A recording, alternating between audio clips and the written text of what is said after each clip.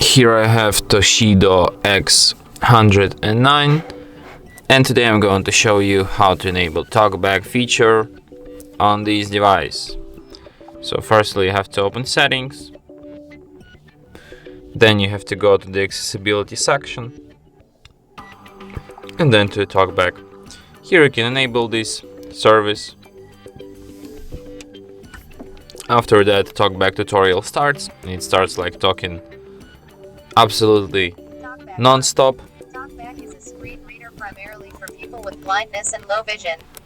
It allows interaction with the device using spoken feedback. TalkBack tutorial. Accessibility volume set to 7. So for example, like when you're in the TalkBack mode, if you want to perform any action, you have to firstly select it, just like this, and then double tap on it. For example, if you want to disable it, select it, then double tap it. Stop, double tap it.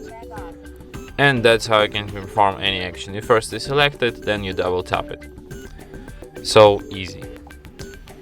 And that's it. Thanks for watching. If you find this tutorial useful, don't forget to hit that like button and subscribe to our channel.